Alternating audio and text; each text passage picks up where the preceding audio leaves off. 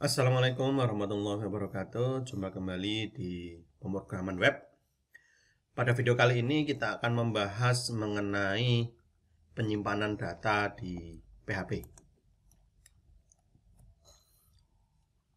Oke, sebelum kita berbicara mengenai penyimpanan web, maka penyimpanan web di dalam PHP ini umumnya digunakan dalam rangka untuk membuat suatu website menjadi dinamis. Ya. Meskipun web statis pun biasanya juga tetap ada penyimpanan datanya. Nah, kalau kita berbicara mengenai web dinamis, kira-kira apa sih web dinamis itu? Mungkin paling gampang, apa sih web dinamis? Web dinamis adalah web yang tidak statis, kan gitu ya. Tinggal kontradiksinya saja. Atau dengan kata lain, web dinamis bisa kita jelaskan sebagai website yang dapat berinteraksi dengan user, ya. Jadi ketika seseorang memakai suatu website atau mengakses suatu website, seolah-olah terjadi interaksi antara user dan sistem komputer, ya. Maka websitenya, atau dengan begitu websitenya bisa dikatakan sebagai website yang dinamis, ya. Apalagi ciri-cirinya, biasanya user bisa melakukan inputting data, ya. Entah itu nanti ngisi form, username, password, dan lain sebagainya. Kemudian website mampu atau dapat mengelola data. Kemudian data tentunya yang diolah tadi, ya, yang karena dia mampu untuk mengolah data, data ini selanjutnya dapat berubah menjadi informasi, dan tentunya informasi ini dapat disimpan di dalam sistem atau di dalam website kita. Secara proses Anda bisa melihat ilustrasi gambar berikut, ya. Ini yang paling umum, pastinya Anda sudah berkali-kali melihat ada data, kemudian diproses, jadilah informasi. Nah, dalam pemrosesan data ini, di sini dalam processing ini terjadi penyimpanan data. Nah, penyimpanan data ini biasanya membutuhkan yang namanya storage atau tempat penyimpanan. Nah, berbicara mengenai tempat penyimpanan baik data ataupun informasi, khususnya di dalam PHP, maka kita mengenal 3 hal ini, ya, atau 3 nama besar ini. Yang pertama variabel, yang kedua database server, yang ketiga adalah file server. Variabel saya tidak akan jelaskan di video kali ini, kita sudah bahas secara terpisah di materi sebelumnya. Kita singgung sedikit saja bahwasanya variabel ini adalah tempat penyimpanan data yang sifatnya temporary atau sementara, ya. Jadi kalau Anda membuat web atau Anda menggunakan PHP, belajar PHP, pasti Anda belajar variabel. Anda belajar bahasa pemrograman apapun, itu pasti Anda akan belajar variabel, karena variabel digunakan salah satunya adalah untuk menyimpan data atau informasi yang sifatnya temporary. Sedangkan database server dan file server ini adalah tempat penyimpanan data dan informasi yang sifatnya permanen. Permanen artinya di sini ketika komputer mati, nanti dinyalakan lagi, datanya masih tersimpan. Tetapi kalau Anda disimpan di dalam variabel, begitu sistemnya terrestart atau lain sebagainya, maka datanya pun akan ikut hilang. Karena sifatnya kalau di sini adalah temporary. Ya, kalau di sini permanen. Permanen bukan berarti tidak bisa dihapus, ya. Artinya untuk menghapus Anda butuh perilaku khusus, misal harus dihapus secara manual dan lain sebagainya. Nah, pertama kita akan bahas database server. Nah, database server ini atau server umumnya itu berfungsi, ya, untuk menyimpan data. Nah, jadi database server digunakan untuk menyimpan data. Data apa yang disimpan di dalam database server? Umumnya atau mayoritas berupa teks atau angka, ya, teks atau angka umumnya. Meskipun ada orang yang menyimpan di database server, orang menyimpan image dan lain sebagainya, tetapi umumnya orang menyimpan data di dalam database server berupa teks ataupun angka. Nah, biasanya untuk mengelola suatu database, nah ini yang penting, ya, untuk mengelola suatu database dibutuhkan DBMS atau Database Management System, ya. Nah, apa itu DBMS, Database Management System? Ini adalah DBMS adalah suatu aplikasi yang digunakan untuk mengelola database di database server ya. Biasanya nanti yang dikelola ada data, user atau aksesnya gitu ya. Jadi ini database butuh DBMS ya. DBMS ini kita gunakan untuk mengelola database. Tentunya nanti bisa ada apps isinya, user dan lain sebagainya. Nah, contoh dari DBMS ini contohnya cukup banyak ya. Kalau Anda pakai di praktikum sudah dijelaskan Anda menggunakan semisal MySQL ya. Atau mungkin ada yang pakai yang konvensional sekali, pakai Excel atau pakai Access gitu ya. Atau pakai Oracle, PostgreSQL dan lain sebagainya. Nah, ini kita kenal dengan DBMS, Database Management System. Nah, di dalam proses Database Management System, kita lanjut ke remote database server ya. Nah, mungkin kalau Anda lihat ilustrasi seperti ini adalah ilustrasi kita ketika kita mencoba mengakses suatu aplikasi web ya. Ini semisal saya buka di user ini sima.osm.ac.id. Ketika saya akses ya, masuk ke internet, kemudian dari internet dia ngelempar lagi ke web server ya. Web server ini domainnya ya berarti ya, ngecek di sima.osm.ac.id tadi dicek. Oke, datanya apa? Nah, maka dia ngecek database server. Nah, ini skema no load balancing. Artinya kalau pakai load balancing, database servernya ada banyak kan gitu ya. Nah, database server itu umumnya terpisah dari web server. Nah, pastinya database server ini terpisah ya. Karena dari web server, domain Anda,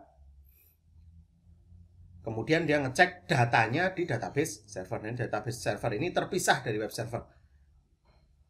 Nah, ada beberapa yang paling umum kalau punya OSM contohnya ya, database server kita itu dedicated resource ya, terpisah atau kita bangun sendiri. Meskipun ada yang cloud dan lain sebagainya. Kemudian perintah yang kita gunakan di dalam database itu bentuknya macam-macam. Nah, database query atau kalau di dalam mungkin Anda di basis data dan lain sebagainya, Anda sudah pernah belajar namanya DML, Data Manipulation Language. DML Data Manipulation Language. Mungkin sebelumnya Anda belajar DDL, Data Definition Language. Nah, contohnya perintahnya apa yang di DML? Ada create, read, update, delete, ada searching dan lain sebagainya. Jadi pada prinsipnya orang akses suatu database itu untuk create data ya, dan menciptakan data baru, atau read data, membaca data yang sudah ada, atau updating, mengubah ya datanya ataupun menghapus. Yang terakhir mungkin searching ya, sekedar mencari saja. Nah, contoh kayak Anda melakukan pencarian di Google dan lain sebagainya, contoh berarti Anda melakukan accessing atau pencarian di database Google kan gitu ya. Nah, berbicara mengenai database, sekarang trennya teman-teman semua bisa kita bagi menjadi dua ini. Bukan bagi sih sebenarnya, ini perkembangan teknologi saja. Tentunya masing-masing orang punya beberapa pendapat tentunya ya. Anda bisa sambil searching di internet tentang SQL sama NoSQL. SQL, apa itu SQL atau Standard Query Language? Adalah suatu bahasa pemrograman yang biasa digunakan untuk mengakses, mengedit, dan memanipulasi data yang berbasis relasional.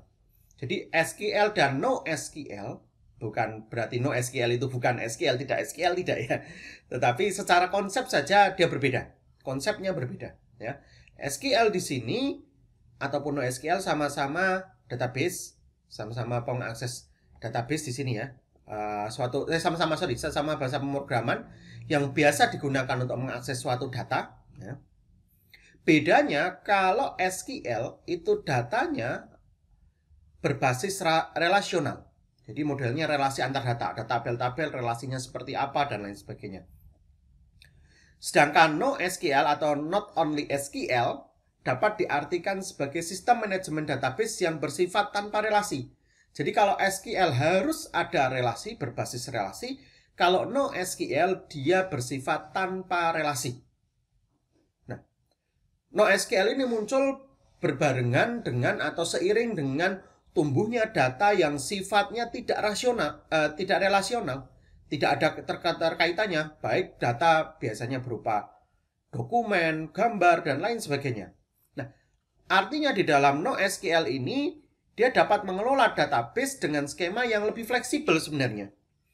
Dan tidak membutuhkan query-query yang kompleks. Sebagaimana Anda ketahui, kalau Anda bermain dengan SQL, kemudian relasi antar database, misalnya baik pakai MySQL ataupun nanti Anda pakai Oracle dan lain sebagainya, ketika relasional database-nya cukup kompleks, maka Anda butuh melakukan query yang cukup panjang. Tetapi ketika Anda menggunakan NoSQL, ya, dia skemanya lebih fleksibel dan tidak membutuhkan query yang kompleks. Nah, ini diambil dari pack hosting ya. .hk, HK itu berarti Hongkong ya. Perbedaan antara SQL dan NoSQL. Nah, relational data model dan dokumen data model. Jadi ini salah konseptingnya ya. Jadi kalau SQL dia skemanya adalah relasional atau data berbasis relasional. Ini kalau NoSQL berbasis dokumen model. Modelnya gimana Pak Udin? Berbeda. Kalau SQL itu modelnya vertikal ya. Jadi kayak model tabel gitu ya. Ada headernya, kemudian isinya, kemudian ini kolom datanya, kolom data 1, 2, 3, dan seterusnya ya. Can be scaled by increasing the hard power of the hardware. Biasanya untuk meningkatkan apa ya istilahnya ya, meningkatkan produktivitas atau meningkatkan performance dari SQL, biasanya yang kita lakukan adalah menambah hardware, contoh RAM, hard disk, CPU, dan lain sebagainya. Biasanya ini yang kita gunakan untuk mengincrease atau menaikkan performance dari SQL. Tetapi kalau NoSQL, dia modelnya horizontal, jadi datanya lurus gitu ya. Kalau ini vertikal ya. Kalau NoSQL datanya lurus saja, horizontal scale. Nah, sistem NoSQL ini bisa performanya bisa dinaikkan dengan cara database server ya, menambah database server untuk mengurangi load. Jadi kalau yang ini yang ditambah, misalnya Anda punya server, Anda punya pakai SQL, Anda punya server, performanya turun, maka untuk menaikkan Anda butuh tambah RAM-nya, tambah hard disk-nya, dan lain sebagainya. Tapi kalau yang ini, yang Anda harus tambah adalah database servernya. Nah, mari kita lihat beberapa keunggulannya. Kalau SQL sebenarnya apakah sudah ketinggalan? Tidak juga ya. Masih banyak sampai sekarang yang masih menggunakan SQL. Keunggulannya kalau SQL itu mudah untuk digunakan dan di setup ya. Kemudian ini lebih universal, lebih umum. Yang paling umum tentunya SQL. Dan dia support terhadap berbagai macam tool ya. Toolnya sangat banyak. High performance ya. Performanya luar biasa bagus ya, workflow-nya. Workload-nya seria untuk akses load-nya. Kemudian good of structure data. Struktur datanya lebih mudah untuk dibaca. Ini kalau SQL. Kekurangannya apa? Time consuming to understanding and design the structure of the database. Jadi kekurangan daripada SQL ini biasanya proses untuk understanding dan mendesain suatu database ini biasanya membutuhkan proses yang lebih lama di dalam SQL. Dan bisa jadi lebih susah ya untuk difficult to scale, untuk skalanya lebih susah. Sedangkan untuk NoSQL dia punya beberapa keunggulan. No investment to design model, tidak ada investasi untuk desain model, tidak ada modelnya ya. Lebih rapid development cycles, siklus pengembangannya lebih cepat ya. Dan secara umum NoSQL ini sebenarnya lebih cepat daripada SQL. Makanya kenapa sekarang juga banyak orang beralih ke NoSQL, bukan karena trennya ya, teknologinya, tetapi salah satu unsurnya karena data yang bersebaran juga luar biasa. Nanti kita lihat apa saja data yang di NoSQL ini. Dan tentunya NoSQL ini juga berjalan cukup bagus di dalam cloud ya. Tetapi punya beberapa kekurangan. Non-suite for interconnection data, tidak terlalu bagus untuk data yang sifatnya interconnection ya. Teknologinya masih berkembang, masih remaja, maturing gitu ya. Masih matang ya, still belum begitu matang ya, masih butuh banyak pengembangan saya kira.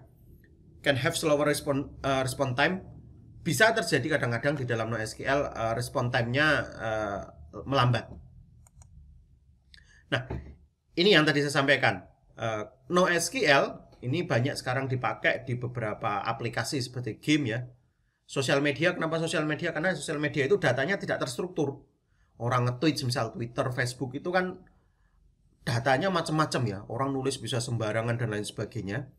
Ketika ini mau diproses menjadi suatu informasi, tentu tidak bisa diakses menggunakan SQL ya. IoT, web, ada support, mobile, enterprise. Jadi in the future, jadi aplikasi-aplikasi masa depan itu memang banyak sekali yang menggunakan NoSQL. Meskipun tanpa menampik bahwasanya database dengan skema SQL ini masih juga banyak digunakan. Contoh di web, mobile, enterprise, data penjualan ya. Karena sifatnya apa? Sifatnya adalah relational table storage. Menggunakan skema join. Ini perbedaan antara NoSQL dan SQL. Terakhir, file server. Nah, file server umumnya kita erat hubungannya dengan manajemen berkas. Kalau kita berbicara mengenai aplikasi modern ini biasanya datanya bisa kita bagi menjadi dua. Ada yang data model struktur data, ya, data yang terstruktur, ataupun object index ya, data yang modelnya object index. Ini biasanya disimpan dalam bentuk SQL atau NoSQL database ya. Tetapi untuk data yang bersifat image, video, audio, blobs, dan lain sebagainya disimpan di dalam bentuk object storage. Atau kalau kita bicara SQL, NoSQL database ini akan disimpan nantinya atau menggunakan tool DBMS ya, Database Management Server. Kemudian untuk image, video, audio, blobs, dan lain sebagainya, dokumen, audio, ya, archive akan disimpan di dalam skema file system. Ya. Nah, jadi variable dan DBMS berfungsi menyimpan nilai atau value dari data. Tipe data dan nilainya. Nah, data itu tentunya kan kita sudah pernah bahas di pertemuan-pertemuan sebelumnya. Bisa bentuk teks ya, bisa bentuknya image, video. Nah, ini yang sekarang data justru yang bertebaran paling banyak itu berupa ini ya, image, video, audio. Coba Anda bayangkan berapa data yang tersimpan di Instagram, misal perharinya berapa juta orang upload atau nyampah di internet ya. Baik berupa image, video, dan lain sebagainya, audio, dan video mungkin berapa juta orang yang upload video di YouTube. Nah, seluruh data ini ya yang bersifat image, video, audio, dokumen, archive, dan lain sebagainya ini perlu disimpan ke dalam server penyimpanan file atau file server. Tentu tujuannya agar mempermudah manajemen file ya, manajemen data, dan load datanya pun akan lebih baik ketimbang dipaksakan disimpan di dalam SQL ataupun NoSQL. Nah, ini file server. File server ada yang bentuk konvensional ya, seperti FTP server, ini yang saya juga masih pakai kadang-kadang FTP server ya, sifat tradisional, biasanya file disimpan di dalam web server ya. Mudah untuk dimanajemen karena lebih mudah. Tetapi dia punya kekurangan yaitu membebani server ya. Sekarang tren yang digunakan ya, seperti di AWS dan lain sebagainya, harus dipisah dari web server. Tujuannya apa? Supaya resource lebih optimal. Karena file server tadi itu tentu resource-nya atau jumlah filenya jauh lebih besar ketimbang semisal DBMS. Nah, tentu tujuannya ketika menggunakan object storage, sekarang pakai object storage, dengan skema terpisah dari web server, tentunya resource akan lebih optimal, dan tetapi ini konsekuensinya ya, perlu keahlian untuk memanajemen. Tentunya butuh knowledge ketika Anda mau melakukan object storage. Nah, ini object storage jika dibandingkan dengan file server. File storage. Contohnya mungkin skema AWS ini ya, Amazon dan lain sebagainya, dia pakai object storage. Nah, kita berbicara object storage. Object storage merupakan salah satu metode penyimpanan file modern ya. Jadi kalau yang tradisional tadi Anda pakai FTP server atau file server FTP gitu ya, file storage. Nah, tidak terdapat struktur direktori seperti FTP ya. Kalau Anda pakai FTP kan di file server ada direktorinya. Seperti ini ya. File folder dan lain sebagainya. Setiap file akan dianggap sebagai objek. dan diberi identitas dan metadata. Jadi kalau di dalam object storage contoh seperti ini ya, objek nanti dia akan diberikan metadata ya dan identitas. Menggunakan TCP/IP untuk lalu lintas ya, modelnya pakai sysadmin ya. Sysadmin not required, dia tidak membutuhkan sysadmin, sorry. Kalau object storage dia membutuhkan sysadmin. Nah, komunikasinya dia menggunakan HTTP dan REST API. Nah, ini kalau kita coba bandingkan kalau file system dia pakai directory ya, ini yang konvensional. Membutuhkan sysadmin untuk mengakses ini, Anda butuh sysadmin ya.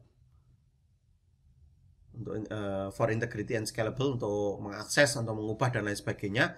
Nah, ini kalau skema database terstruktur ya, Anda bisa gunakan. Karena di database gak model bisa ya, Anda nyimpan blob dan lain sebagainya. Select from bintang, select bintang from tabel, insert into tabel dan lain sebagainya. Ini juga membutuhkan sysadmin dan DBA required. Ya. Tetapi ketika Anda menggunakan object storage, dia tidak membutuhkan sysadmin. Sysadmin itu sistem admin, jadi Anda harus login ke dalamnya, kemudian untuk melakukan accessibility-nya. Nah, ini kalau di dalam object storage semuanya konsepnya adalah setiap filenya bentuknya apapun dianggap sebagai objek dan berikan identitas ataupun metadata. Saya kira itu untuk pertemuan kita hari ini. Selebihnya tentu Anda bisa pelajari lagi, Anda bisa cari referensi di internet tentang seperti apa itu database server, bentuknya apa saja, contohnya apa saja, kemudian file server tentunya seperti apa saja. Nanti detailnya silakan Anda bisa cek di e-learning ya. Nanti ada tugas di sana yang harus Anda kerjakan. Saya kira itu untuk pertemuan kita hari ini. Terima kasih. Wassalamualaikum warahmatullahi wabarakatuh.